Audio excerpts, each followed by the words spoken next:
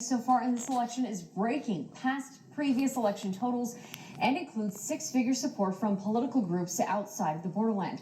ABC 7's Andrew J. Polk has been crunching the numbers and talking to donors and has the details. Political action committees, or PACs, aren't unheard of in El Paso politics, but are usually locally organized with a single issue focus on a ballot item, according to a political analyst in our area.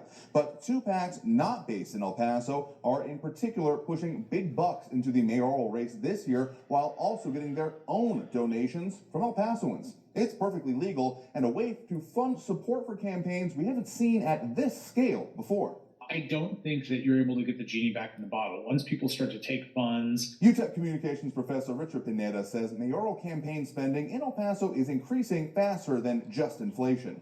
And once you start to balance out the cost of everything that's involved, then I think it's impossible to try to shorten the amount of money. The other thing that I always recommend voters do is look at these campaign finance reports, because you can get an idea. I think you get to see behind the curtain in terms of what's being spent. In digging into those campaign finance reports, ABC 7 found two conservative PACs active in the mayoral election. Project Red Texas, described as a Republican, quote, focused effort to recruit and support candidates at the local level, and the Protect and Serve Texas PAC, quote, dedicated to supporting candidates across Texas who support public safety. The latter produced these mailers supporting the Renard Johnson campaign and attacking Brian Kennedy's. In reviewing the campaign finance reports in 2024, including the ones released just last week, a handful of El Paso businessmen gave $120,000 to Project Red TX in October. Paul Foster and Woody Hunt, $50,000 each. Ed Escudero, $15,000. Rick Francis, $5,000. Campaign finance reports show that PAC donated $152,000 to the Protect and Serve Texas PAC. That group also received $40,000 from El Pasoans directly. Miguel Fernandez donated $25,000, Ted Houghton $10,000, and Steve Ortega $5,000. Protect and Serve Texas then paid two political consulting firms more than $150,000 in support of the Johnson campaign, with the expenses listed as those two mailers plus TV, digital, and radio ads. ABC 7 reached out to Paul Foster and Woody Hunt to ask about their decision to donate $50,000 each to a PAC, while Hunt was also giving personal contributions worth more than $14,000 to Johnson's campaign directly. Both were out of town and not available for comment. I did speak with financial advisor and former chair of the Texas Transportation Commission, Ted Houghton. He gave $10,000 to Protect and Serve Texas and $5,500 to Johnson campaigns directly. He told me, quote, a campaign makes decisions on its own direction. A PAC can take suggestions on how to approach issues. As for the impact on voters, Dr. Pineda says that the lack of local understanding by these PACs and the timing, with the mailers in question sent out about halfway through early voting, may limit their effectiveness given the large portion of El Pasoans that take part in early voting.